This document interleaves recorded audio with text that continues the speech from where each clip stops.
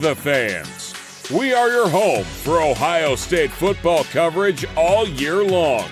The Scarlet and Gray Podcast, a Network 216 production. Live weekdays on the Network 216 YouTube channel.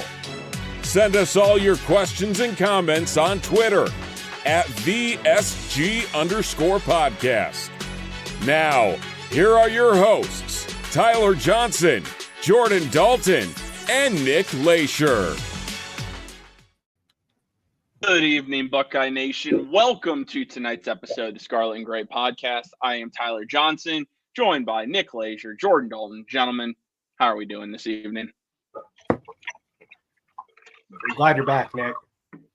Glad to be back, even though, it's tough to come back from Florida and then it's just rainy and cold.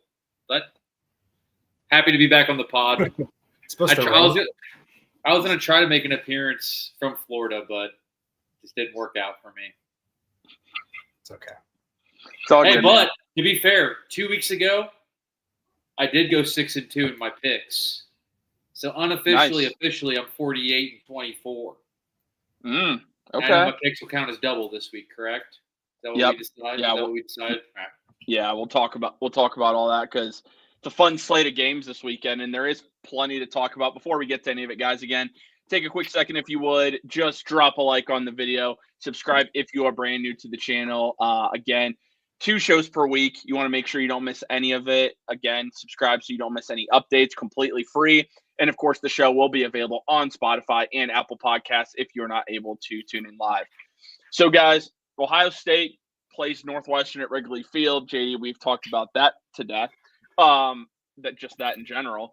But they go to Wrigley Field. They beat Northwestern 31-7.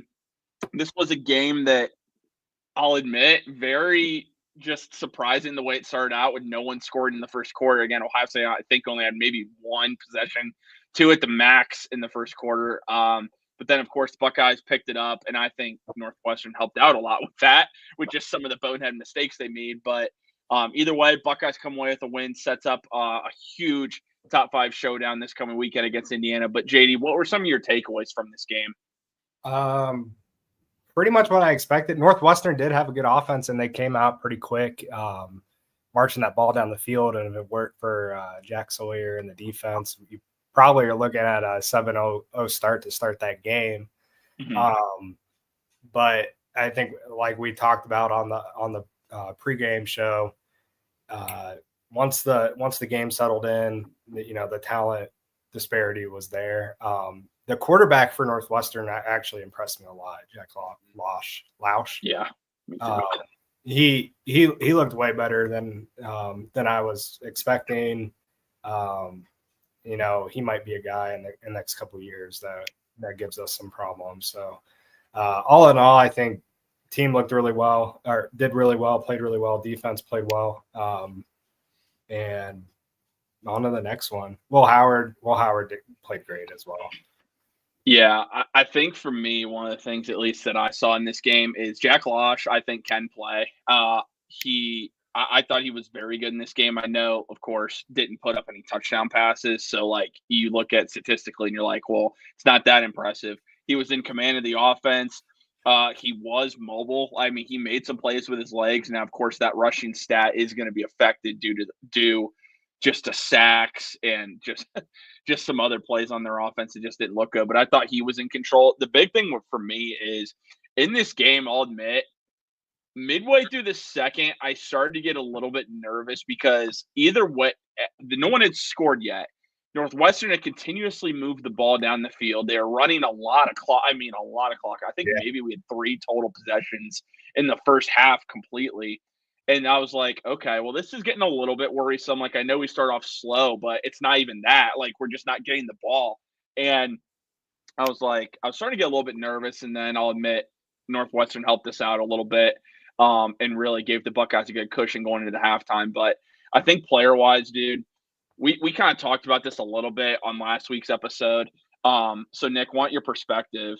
Will Howard, is it time that he needs to be in the conversation? At least, I'm not saying win because he's not going to win the Heisman, okay? Neither's Dylan Gabriel. It's basically between Travis Hunter and Ashton Jeanty at this point. But don't you guys think it's at least time that Will Howard should be in the conversation? Because if you look statistically, not only the way he's played, I mean, statistically, he's averaging 2 touchdowns per game. His interceptions are lower than Dylan Gabriel. It's lower than Cam Ward. And Ohio State's lost 1 game. I mean, don't you guys think it's at least about time he should be in that conversation? I think so, but I feel like with Will Howard, he just doesn't have like the flash factor. You know what I mean? Like he's a super consistent. He has a little bit of quarterback swag, but I just feel like he just isn't. I'm not saying he's not worthy of winning the Heisman because I mean, if you look at the numbers, he definitely is, right? But I don't know. I just feel like his team is just so good around him that I feel like you could plug and play a lot of quarterbacks into this offense, and they'd be doing similar things. There's no knock on Will Howard there either, though, because he's been really good. He's exceeded my expectations, I think, by a lot. I wasn't sure what to expect coming into this year, especially with his history of not being a great down the field thrower and stuff like that when he was at Kansas State. But he's really changed my opinion on that. I think he's really developed a deep ball really well. I mean, as the season's progressed, I feel like it's gotten better every game. But I just feel like he won't get the consideration just because of the weapons he has around him, which is unfortunate, but I think that's what the case would be. Yeah, I think that's a pretty good argument. He's just overshadowed by the superstars on offense.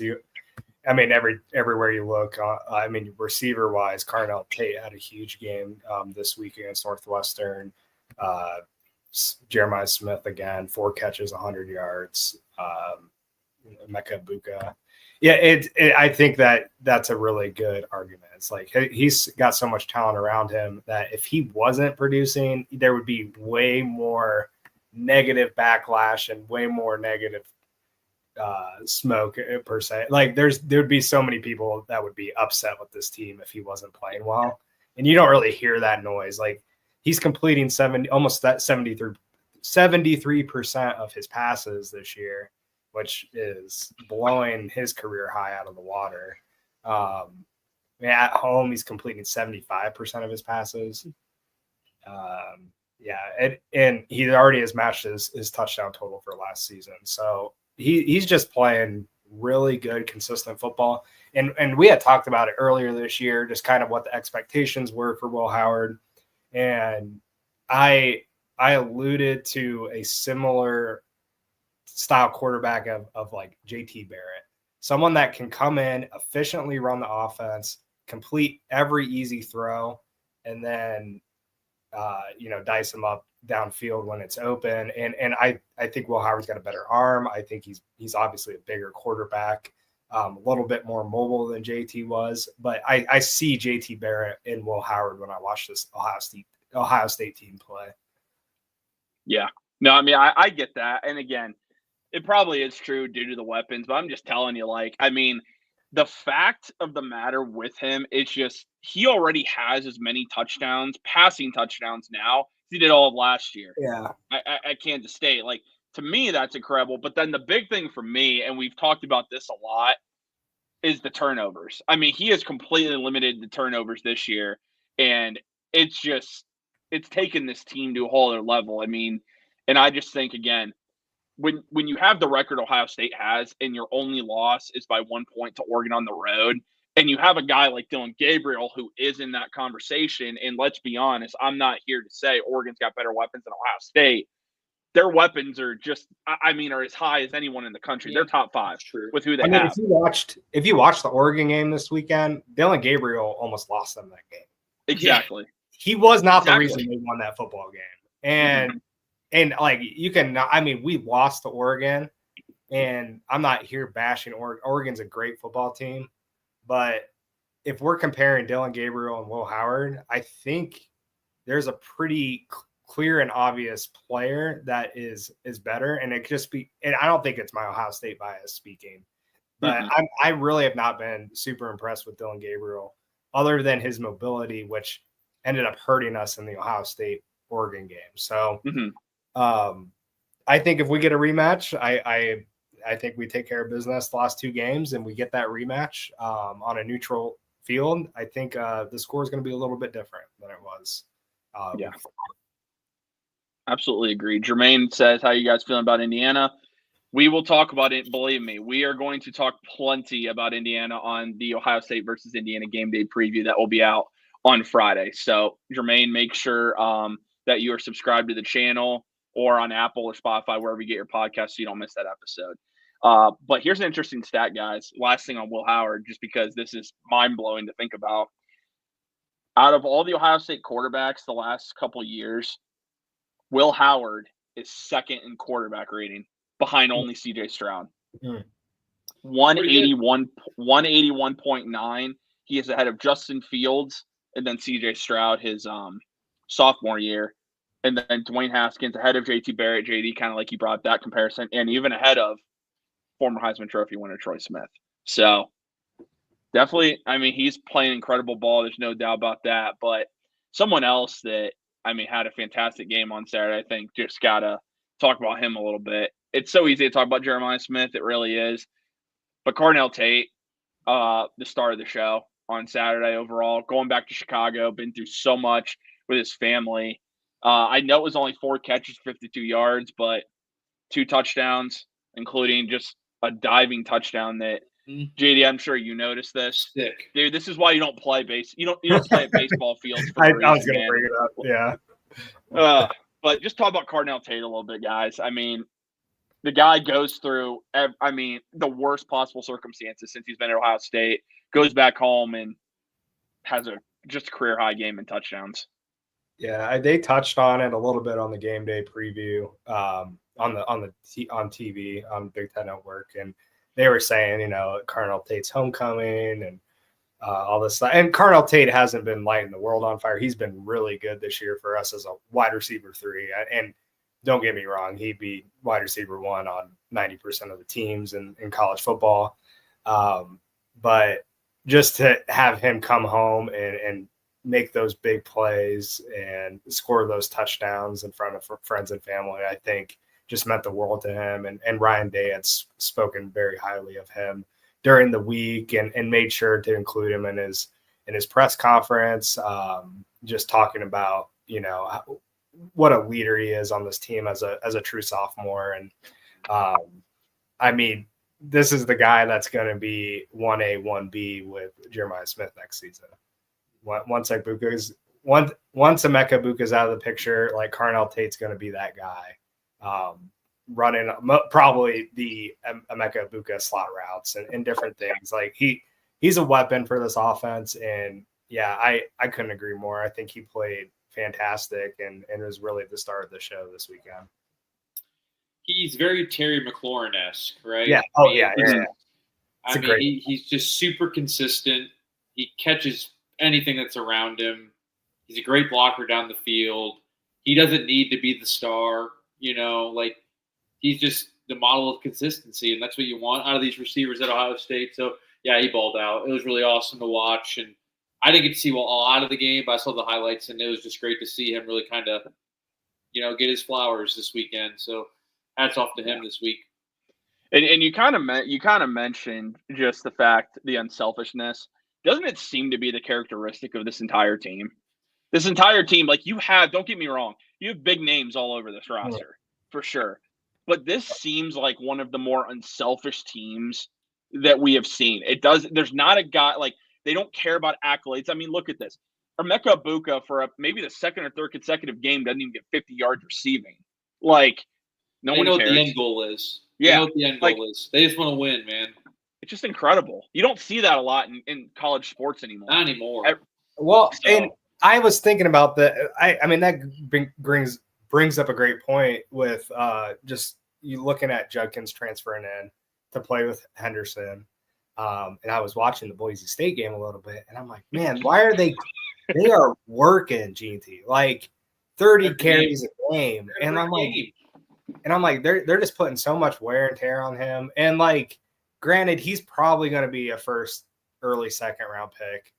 Might be a top 10 pick, to be honest with you. Yeah, he's just been this year. But I think Judkins is really made a great move for himself, just because he was that guy last year at Ole Miss, or the last 2 years. He was the guy that was getting those 30 carries a game, and really he was racking up the stats, but he was putting a lot of wear and tear on his body. And you just look at this week, like I'm just gonna pull up the stats real quick just so I have it in front of me. But they split the carries between Judkins and Henderson, and they both got over 70 yards a carry. They both averaged over 5 yards a carry, 70 yards in the game. And it's just like when you have two backs like that are unselfish and they're performing the way these guys are performing, I think that reflects well on their character.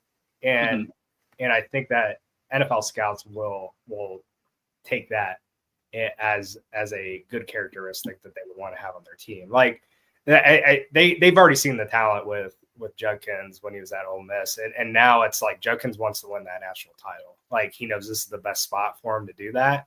And Henderson also was not opposed to him coming in and taking some of those carries. So like I think it perfectly just leads back to how unselfish this offense is with all these weapons and all the players that we have to get involved. And it just seems like nobody cares whether they're the one that's involved that week. They know their time's going to come. They know that they need to step up when it matters most. And they've just been doing that all year. And so I'm really excited for this home stretch of games because we have arguably you could say Indiana's our biggest test. They're the biggest unknown that we face this year.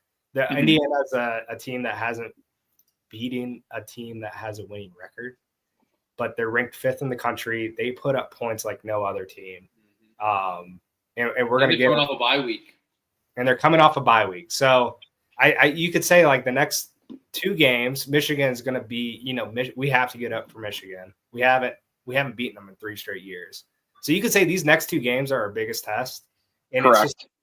It's like we have the team. We need to see somebody come in, step up, and really, take it over. And I think all these guys are primed to do it just with how they've been playing and everybody's gotten involved. Yeah.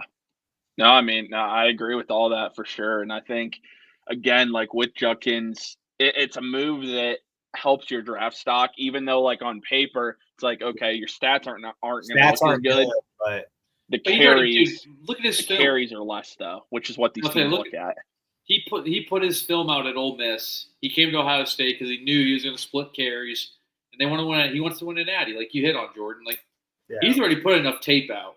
He's not worried about tape anymore. He's just worried about getting that end prize. Yeah. And I think you see more of this moving forward. Like it wouldn't surprise, and again, I'm jumping ahead of myself. It wouldn't surprise me if they bring in a portal guy to pair with James Peoples next year. Honestly, like the way that they want to run this offense moving forward, and Chip Kelly loves to run the football, it just makes so much sense.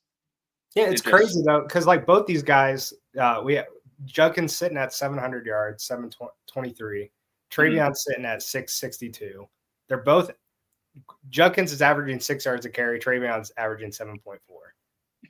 Yep. 8 touchdowns, 5 touchdowns, respectively. Like video game numbers, man.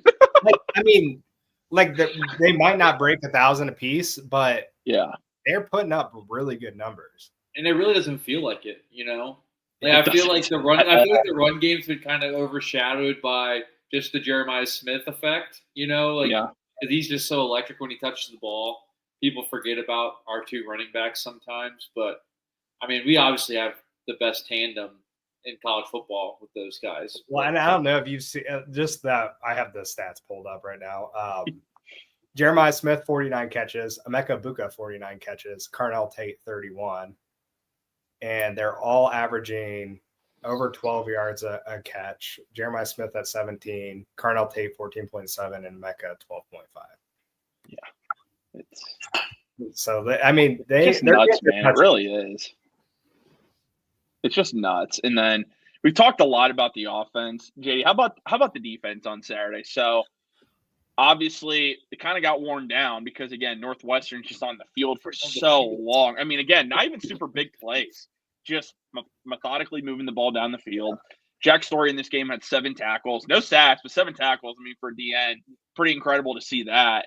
Funny and crazy enough, JT Tuimoloau was nowhere to be found, like in this game, which is really weird. But Sonny Styles, 2 sacks, absolutely incredible. CJ Hicks had a sack in this game. You saw him playing some edge. I thought that was a little interesting, playing some jack. Can't believe it took him this long to look at that. But what were your thoughts on the defense performance on Saturday? Of course, you're giving up 7 points, but just overall, because again, we can't really look at the score when we look at this defense because it's just the little things with them that we notice every week. What did you notice about the defense this week? Well, they stopped the run, and that was they wanted to make this team one-dimensional, and they did that. They averaged 1.7 yards a carry on the ground. So they had no run game, and they really just forced Jack Losh to throw the ball. And like we had talked about early, he played pretty well with that pressure. And so, I mean, they did what they needed to do. They really took it out of the hands of their best players. And it just, it wasn't a great offensive performance by Northwestern, but the defense played well. And I think we're kind of seeing what we're going to expect against Indiana. They're going to try to make Indiana one-dimensional, and you kind of have to with how they've been playing. So, like, overall, it was a solid performance by the defense. We got the 1 fumble recovery, and then did we get an interception? We had the block punt too. Oh, the block punt. Yes. Yeah, dude, that was a crazy Curry, sequence. man. That sequence is so nuts, dude. Yeah. The punter definitely held on to the ball a little too long there, but 100%. It was like he held on to it too long, and then he tried to get the punt off, and then it was disastrous. I think for me, the only thing, the defense played spectacular. Seriously, I thought it was one of the better defensive performances we've seen. Jim Knowles was really sending pressure at him.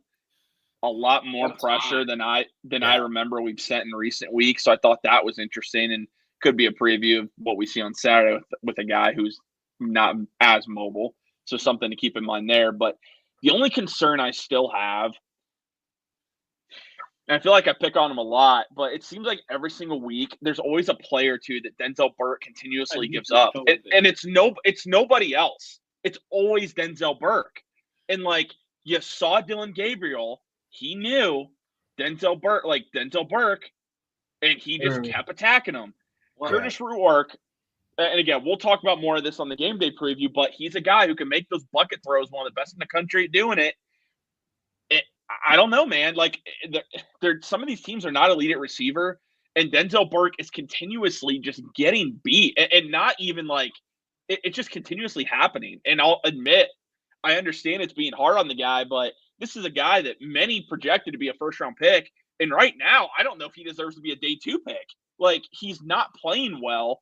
They are rotating Jermaine Matthews in there a little bit, but I'm starting to wonder if Jermaine Matthews is picking up some habits from Denzel Burke because he hasn't been playing well either, dude. Like, I don't know, man. I'm still concerned about Denzel. I am, and maybe I shouldn't be, but when you look at this defense, and it seems solid all the way around, but to me, Denzel Burke is going back to sophomore year Denzel Burke, and it's just not been good right now. I just feel like the entire secondary as a whole, like we really aren't like generating turnovers in the secondary. Which, like, with this team, you would like we were all expecting that, like with Igbinosun and Denzel Burke on the outside, you have Ransom and Caleb Downs at safety, Jordan Hancock coming in. Like, these guys are all veteran guys that have played, but maybe with the exception of Caleb Downs, even though he played every down for Alabama last year. But I don't know. I just feel like the secondary as a whole has been kind of a letdown in the past defense game. I feel like they'd be getting a little bit like making turnovers happen. But Denzel Burke particularly has not been great.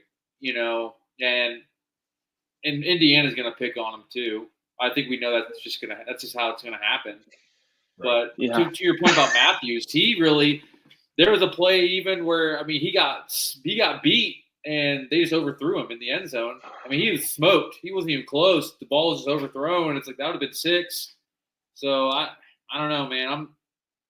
Other than Igbinosun, the secondary's been kind of shaky. The thing I'm going to be watching moving forward is Not so much even really this year, but next year, how do some of these young guys develop? Because that's then where I'm going to start worrying a little bit. Because listen, Tim Walton's been a great recruiter for Ohio State, but you got to develop the guys too. And so that's what I'm really curious about is how do these young guys, how does Matthews look next year? How does Aaron Scott Jr., Calvin Simpson-Hunt, if they stay, Bryce West, Devin Sanchez, Neem Alford, hopefully he stays with Ohio State. How do those guys look? You can have all the stars in the world, like 5-star, 4-star, whatever. It depends on how you develop them. So just, yeah. KF adds, Caleb Downs has been good. Yeah, he's been really good. No, Caleb Downs has been great. Yeah. Would love to see him force turnovers, but I also think the way he's being used, he's not being used as a center fielder as much. So unless he's forcing fumbles, it's going to be a lot more difficult, just what I've noticed at least. I'd love to see them weaponize him a little bit more. Yeah. To be honest. He doesn't miss a tackle, though. He is. No, he doesn't. No, he is a sure tackler. He hits you, you're done. Like, it's over. Yeah, he will get after you. He will get after you. He's great. But the other thing I kind of just wanted to hit on a little bit here, because we've seen it now. It seems like back-to-back games. Can someone tell me, maybe someone in the chat, why is Travion Henderson returning kicks? Someone please tell me. Because, listen, man. That's the first thing I noticed at the game the other day. I was like, what the heck is going on? I know he's a great athlete, but he has an injury history. And I understand, well, he's not really sometimes he's just even kneeling the ball. But, dude, use Brandon. What are we doing? Why are we using a guy who's one of the best running backs in the country? Why are we using him back there?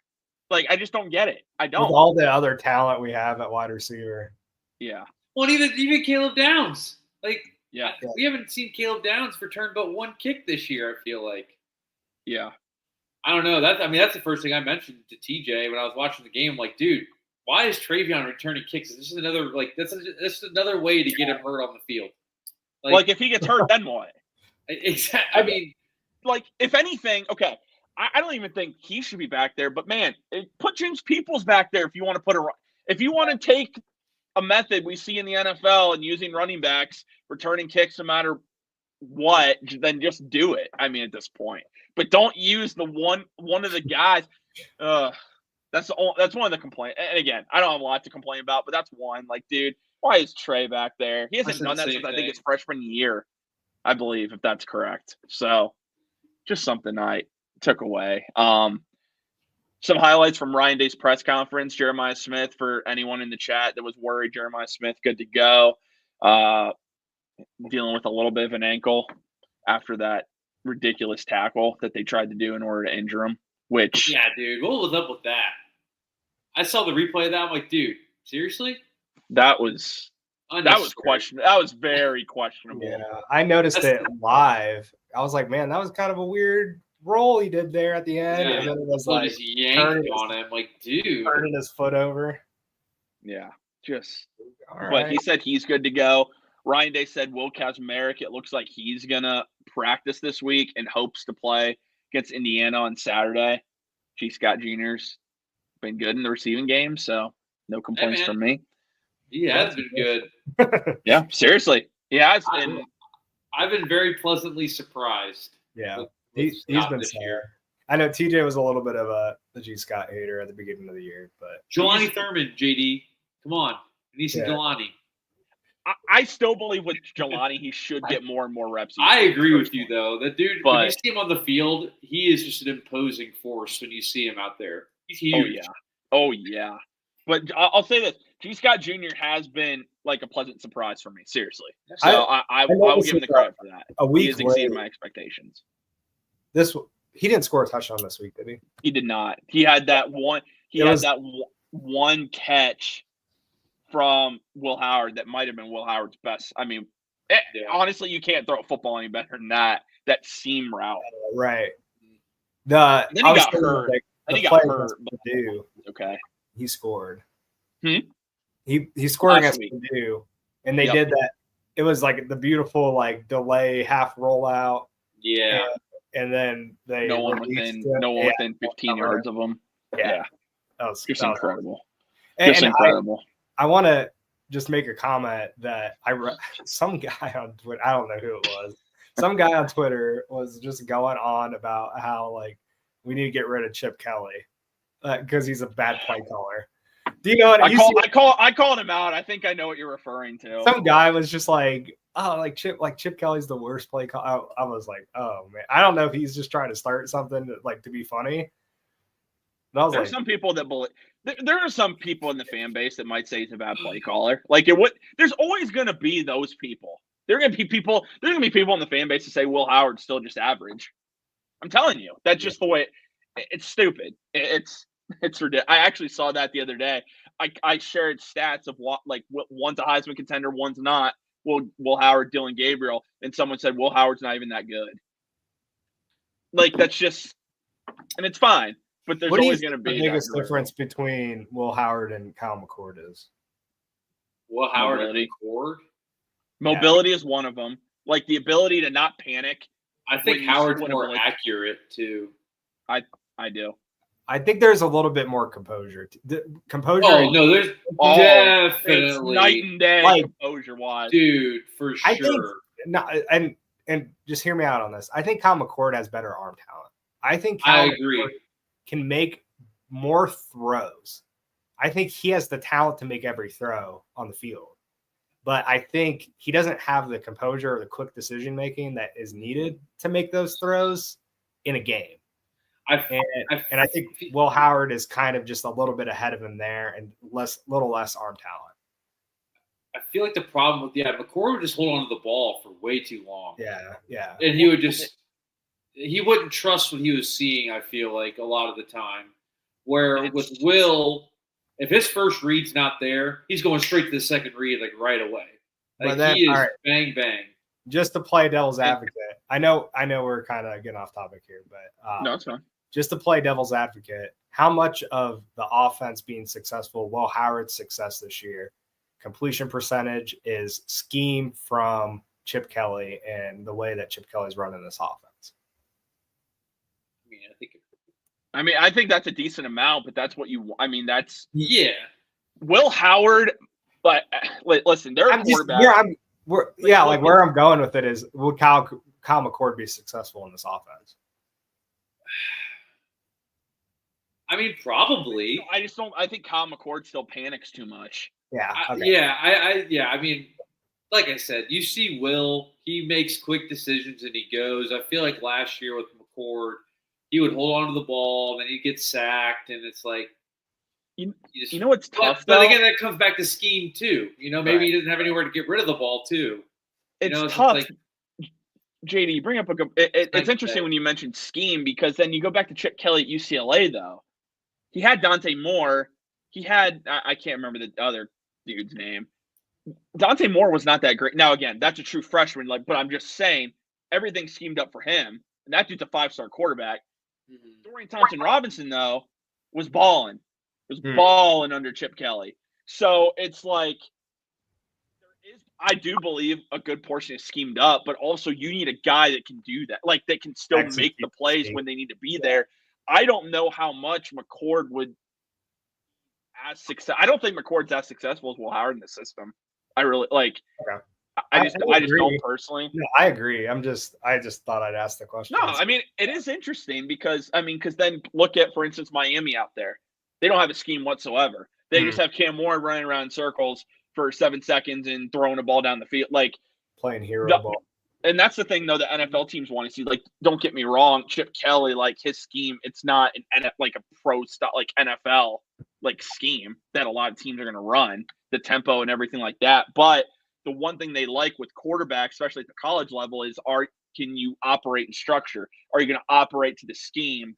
Right. Whereas there are guys in college that the reason they don't succeed in the NFL is because they are so out of structure that they hate structure. They want to do their own thing and freestyle, and ends up it's a completely different offense that he ran at Kansas State too. So it's 100%. He can come in, learn an offense, and then run it as effectively as he's running it. I think that's just showing I think he's got real talent to play the quarterback position. He does. He's improved his draft stock, I would say. Yeah. Whenever you hear people talk about him, they're just he's a football junkie. That's what he does. Yeah. He watches film nonstop. He always wants to figure out how to get better. And, the team responds to that, obviously. I feel like he's just been a great leader to have in the locker room. The team's really just kind of, wherever he goes, man, they're there with him. So the type of guy that you look at and think this guy could be a career NFL backup. Like legit and be a spot starter. Like that's be a good bridge guy. And that's who I see. And I think the other thing, going back to the whole McCord Howard thing, this will be fun to really look at more once the season's over. I feel like when you see stats and look at some other things. The thing about McCord, though, that you notice, and of course we've noticed it, when he makes a mistake, he does not forget that mistake. And that is a huge issue. I mean, you look at that game against Pitt, man, dude. It just got worse and worse and worse. 6s in one half. Like, he struggles. Now, don't get me wrong. When he is in a groove, that man can slam with anybody.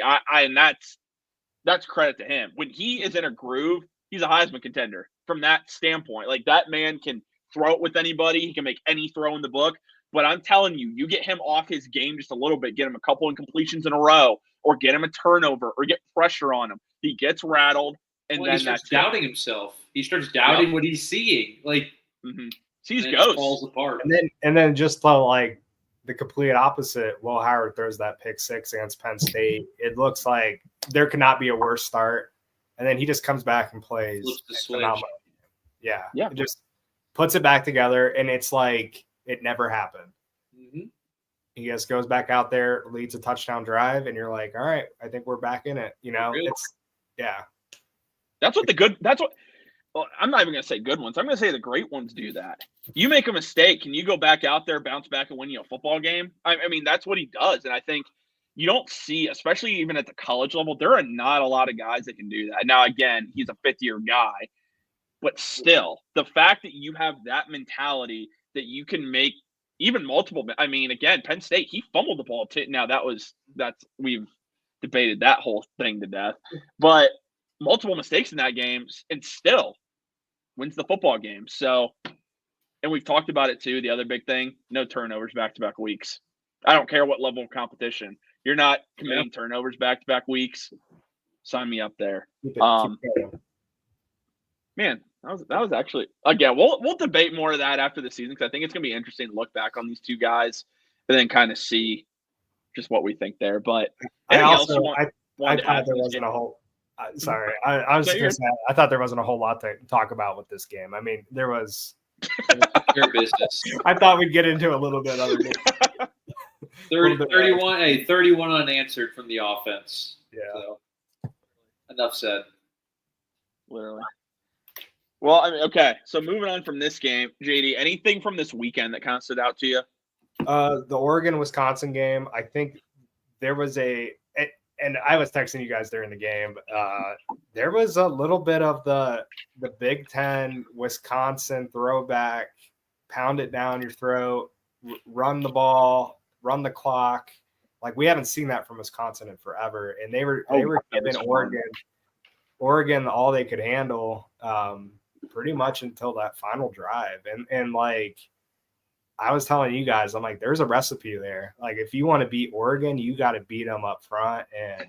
And they have a great D line. They have a great offensive line, but for some reason, like Wisconsin just got under their skin and they were able to put together drives. And like, I know at the end, they were able to stop Wisconsin, force a couple turnovers in that game, but it was not comfortable for some Oregon fans. I can guarantee you that. And I think they really got a taste of Big Ten football this past weekend. I think to me, dude, Wisconsin, just get you a competent quarterback, bro. Dude.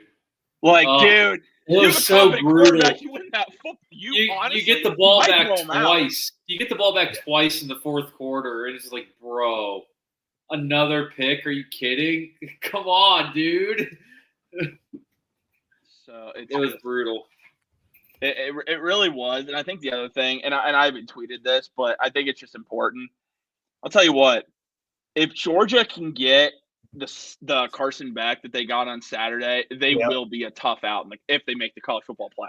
Like they just will. I mean, Carson Beck was making plays in that game that was the reason that scouts had him as a first-round pick going into the year. That was the Carson Beck. Yep. And again, the other thing that kind of caught my eye, BYU at home losing to Kansas. I didn't stay up for the whole game, obviously, but dude, I'll tell you, that Kansas team is playing like the top 25 team that they were ranked as to start the year. It's crazy. So, is Colorado going to win the Big 12, guys? Dude, they're trending that way, aren't they? It's funny. It's funny you say that because we're going to make some game predictions, and they might be on upset alert. They're going to Kansas. You can say what you want. They're going to Kansas. Kansas, man, is on a hot streak, and I would not want to play Kansas right now. I would not want to play Shedeur Sanders and Travis Hunter right now either.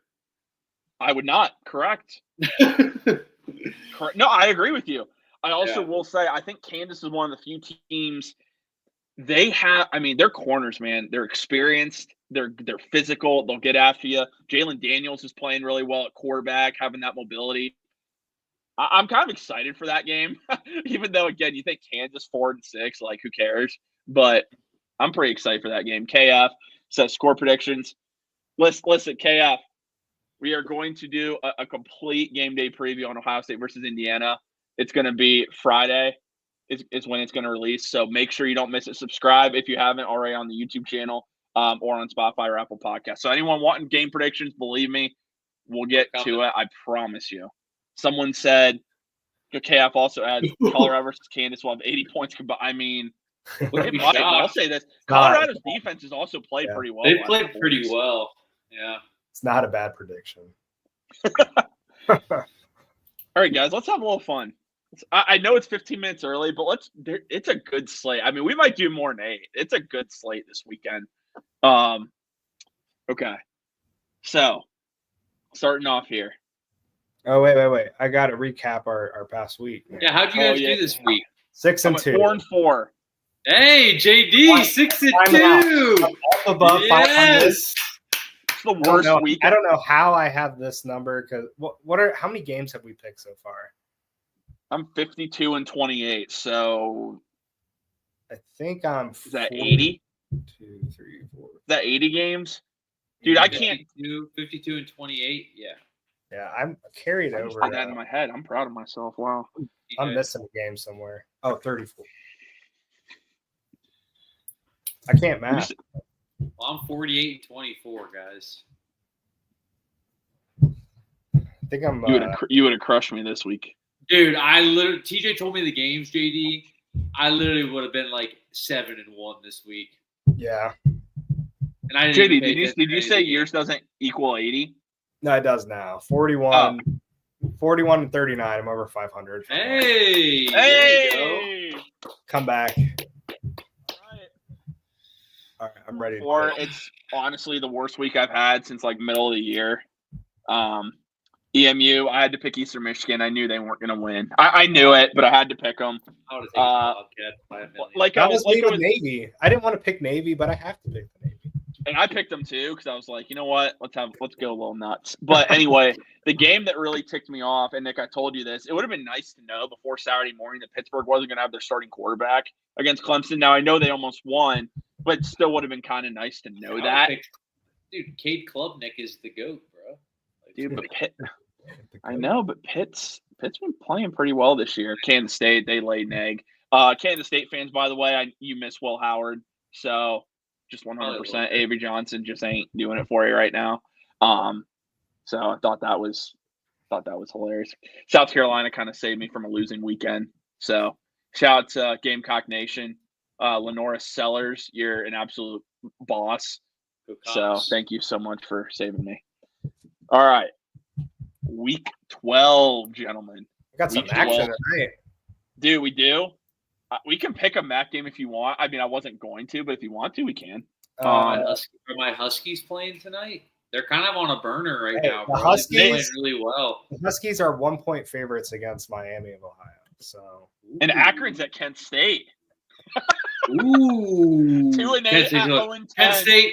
Kent State taking the L again. They're gonna get a win. Pick a MAC game. We can if you want. Oh, It's up to you guys. I'm telling you, it's one of the better slates we've had. So I mean, it's up to you guys. let's pass on the Mac. Okay, we can always come back to it. Ooh, Ohio at 7-3. Ohio at 7-3. Toledo. That's a banger. That's gonna be a good one. Okay. I'm trying to think where we want to start because I'm gonna let's get the big matchups out of the way. So we'll start out with Army. Well, actually, it's Notre Dame at Army. Notre Dame. My bad. Army at Notre Dame. My apologies. Army at Notre Dame, undefeated. Touchdown, Jesus. Notre Dame. I'm going Notre Dame in this game easily. Really? Easily. I picked Navy against Notre Dame when they were ranked, and it was a complete disaster. I'm going with Notre Dame. Riley Leonard's ball in the last couple weeks too, so I'm gonna go Notre Dame as well. okay. All right, where do we want to go next? Trying to see. That game should be pretty fun. That's a 7:00 kickoff, so that should be a pretty fun game. On NBC. Yep, it's on the Notre Dame Sports Network, basically. Okay, who we want to go next? They will be ranked. Now, keep in mind, college football playoff rankings are not out yet. They will be ranked. I would be shocked if they weren't. Number 6, BYU at 8-2, Arizona State. BYU coming off a loss. At home, too. You know what? I'm going to go Arizona State again. I'm riding with the Devils. Going with the Sun Devils in this game. I'm going BYU. Okay. All right. Okay. Now, they could be ranked in the college. They were receiving some AP votes. I'm curious if they are in this edition of the college football playoff rankings. But 7-3 Syracuse at home against 7-3 UConn. You. Jeez. McCord's got 24 touchdowns and 12 picks. Holy crap. Maybe Syracuse. UConn's a basketball school. I want to pick Syracuse, but the last time I did. Yeah, last time I did, McCord threw 5 picks, but I'm taking Syracuse. When is that game? It's a noon kickoff. Noon kickoff? What's that? In the Carrier Dome. Oh, UConn. Let me see who they played real quick. I love the research being done for real. I'm gonna go Syracuse. Okay. They haven't played anybody. The Fighting Kyle McCords are gonna get it done. I hate picking them because I have a feeling he's gonna throw multiple picks, but all right. But he might also throw 5 touchdowns, so true that. He might do both. Yeah. All right. Now, this isn't going to be a ranked. Wait, who are you taking? Match. Huh? I took Syracuse. Who are you taking? Oh. I thought I said I took Syracuse. My bad if I didn't say that. Okay. This isn't going to be a rank-to-rank matchup. But Florida's coming off a ranked win at home against LSU. DJ Lagway looked fantastic. He's another week away removed from a hamstring injury. We'll see if he's more mobile. Number 11, Ole Miss comes to town. Florida is at home for this game. What time? The noon kickoff in the Swamp. Toddy. I've been riding with Ole Miss all year long, except against Kentucky. You have. Ole Miss. And Ole Miss is coming off a win against Georgia. They just had a bye week going into this game. So it's in Gainesville, though, right? It is in Gainesville. Nah, give me Hottie Toddy, baby. I'm gonna go Ole Miss as well. Jackson Dart's a dog. Not so fast, my friends. All right, Luke. Give me the Gators, baby. You mean Lagway? Nah, dude. Lagway. The baby Gators. The baby Gators. I literally just wrote down DJ Lagway instead of Florida, so that was all right. I can't believe that. We do have a question real quick from Running Baldman. I love that name, dude. It's so good. Question about the playoff rankings. If, and that is a big if, Indiana wins Saturday, where would Ohio State fall to, and would they still be in the playoffs? I wanted to talk about this on the pregame. Okay, all right. Yeah, I actually thought about that. I have that written down as a question that I wanted to talk about. Running Baldman, we will answer this on Friday's Ohio State versus Indiana game day preview. It will be on YouTube. It will be on Apple. It will be on Spotify, and it'll be available on Friday. Make sure you check it out. I have it written down. Make sure you check it out. By the way, guys, just in the chat, that will be probably one of the longer game day previews we do this year. So just keep that in mind. All right. So after that one, I'm trying to see I'm looking for like even ones that might have that just could be up. Ooh, here's a really good one under the radar. 7-3 Western Michigan at 7-2 Liberty. Big game in Conference USA for the title. Western Michigan, the Rough Riders, right? Western Michigan Hilltoppers at the Liberty Eagles. No, the Western Kentucky. Is it Western Kentucky? Western Kentucky Hilltoppers. Why are you saying Western Michigan? You said Western Michigan. Because I'm looking at multiple screens at once. That's so it's why. Western Kentucky at it's Liberty? Western Kentucky. Western Kentucky at Liberty. Liberty's a 1-point favorite at home. Give me the Flames, baby. Let's go. I'm riding with Liberty as well. I have seen Liberty struggle a couple times this year, including losing to Kennesaw State at home. Ooh, so you know what? Give me the Hilltoppers. JD's got the hot streak right now. He had a great week last week. I trust his judgment. He's just going to follow it. Is Conference USA still a conference? It is. For how much longer, who knows?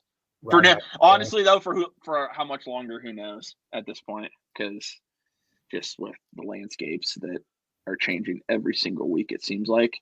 Okay, moving on here.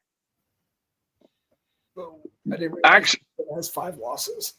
All right, we'll just do this one now. 17th ranked Colorado goes to Lawrence to take on the Kansas Jayhawks. Now, Kansas, again, let me say, Kansas is 4-6, but they are coming off back-to-back ranked wins against Iowa State and at BYU. You know, and they only lost to Kansas State by 2. Wow. And the line's only 2.5. For Colorado. Buffs by 10. I'm going to go Kansas. I think I'm going to go Kansas with TJ. TJ's undecided still. Look at him. I feel this is what's tough for me is I have been the biggest Colorado hater. I was the biggest Colorado hater, and they've proven me completely wrong. So I feel like if I don't pick them, they're gonna win. But if I do pick them, they're gonna lose. So I feel like I'm stuck here. You know what? I have hope that this man is gonna be my team's future quarterback. I'm gonna roll with the Buffs. TJ, you have to do the primetime dance on our show on Tuesday if they win. Dude, I don't think I can even do that and make it even look halfway decent. So, all right, I'll show you a video. I'll show you a video of someone doing it, but I don't think you want me to do it. I got a game I want to pick. Let's do it. Wisconsin at Nebraska, 3:30 kickoff. Funny enough, that was one of the ones I was looking at. Okay. At Nebraska, the winner becomes bowl eligible. Did Nebraska play last week? They did not. Man, this is tough. Both quarterbacks not playing well. No, Rayola's been kind of bad. I'm going to go with Nebraska just because they're at home. I like Wisconsin. Yeah, I think Wisconsin's got some momentum. They got some momentum. Coming off the loss to Oregon, but they know they can hang, you know. I think Nebraska can get better quarterback play in this game than Wisconsin can. And I think that's what ends up making the difference. I think Wisconsin's got a better defense. Okay. All right, TJ. What's the last pick? The last pick here. Not a lot of SEC games in this slate. Not really, Alabama no. probably plays a cupcake. Kind of Georgia probably plays a cupcake. Okay, there are a couple. Hey, no, hold up. Kentucky at Texas? What are we talking about? Texas by 500. No, Texas A&M. like, Texas Yeah, A&M at Auburn. Auburn's. Yeah, that's only a 2.5 point favorite for Texas A&M. And they're at home. Alabama's at Oklahoma too. Ooh, that one's interesting. Is Oklahoma any good this year? They're 5-5. They're not very good. Vanderbilt at LSU. Funny enough, that's actually one of the better SEC games on this slate. Man, I'm trying to think what the final one should be here that makes sense. I mean, do we go for an upset special? I don't know. Give me UTEP over Tennessee. Okay, I love it. What is going on with this desk? We could do Texas Tech and Oklahoma State, the Battle of the Mid. Do we do that one, or do you guys want a little action? Do you want to do 7-3 Ohio at 7-3 Toledo? I don't know anything, dude. Those Mac lines are insane. Running Baldwin, we did do Notre Dame and Army. Do you see the We lines all are picked crazy, Notre Dame. JD? The lines are hilarious. Northern Illinois dude. at Miami, 1 point. Buffalo at Eastern Michigan, 1 point. Ohio coin. at Toledo, 2 points. Flip a coin, baby. All right, here's one we could do. You guys want to do Illinois at Rutgers? 7-3 Illinois at 6-4 Rutgers? Oh, okay. Give me the Shianos. Give me Rutgers. I got Athan, Calicomanis, and the Rutgers Scarlet Knights. Let's go, baby. Dude, give me the Fighting Illini. Oh, dude, I just realized this slate is kind of trash for picks because they're all like toss-ups, and these count for double for me this week, so that's unfortunate. You'll end up probably missing one or two anyway, and you'll still take the lead next week. Also, Running Baldwin, yes, go back and listen. The show will be, it's already on YouTube. You can legit just rewind it on YouTube. It will be available also on Spotify and Apple Podcasts. That will be uploaded on audio tomorrow morning. So, yeah, if you missed anything, feel free to go back and listen anytime. Are there any other games you guys want to pick, or are you good to go? I'm good to go. I'm ready to rock and roll. All right. Real quick, we did get this, so I wanted to save it at the end of the show. From Rel 116th, American Flag and Eagle. Who you got tonight? Let them know. Noah Coro, no Deep Wade. So basically, our entire bench. Money Merrill is in the starting lineup for the first time all year tonight. So, unfortunately, I think I'm going to roll with the C's, and I think Boston beats us for the first loss of the year. I am feeling kind of the same thing, Nick. But Spida could also go for 60, so I don't know. Yeah, dude. I don't know, man. We might see some Luke Travers action tonight, and, he's the second coming of Larry Bird, so. The Australian Larry Bird. We might see him score 100 points. So I don't know. Anything can happen. But realistically, though, I think I'm going to take Boston. Okay. I think Cavs win a nail biter. Ooh, I hope you're right. And it's just unfortunate though because this game counts for the in-season tournament group play, which is trash. So yeah, I wish it was just a regular season. And game. Boston's coming off a 3 days rest. Also, are they? Yeah. You know what? I continuously doubt off our live shows. Just get told I'm always negative. I'm always this. I'm always that. The Cavs go to Boston and get a victory tonight. 16-0, baby. Let's go. Thank you for tuning in. Positivity. Thank you for tuning into this episode of the Scarlet and Gray Podcast. We will be back Friday for your Ohio State versus Indiana game day preview. Make sure you don't miss it. Subscribe to the channel, like the video. Talk to you guys all again soon. Go Buckeyes. And not only that, go Cavs, baby. Time to let them know. Let them know, baby.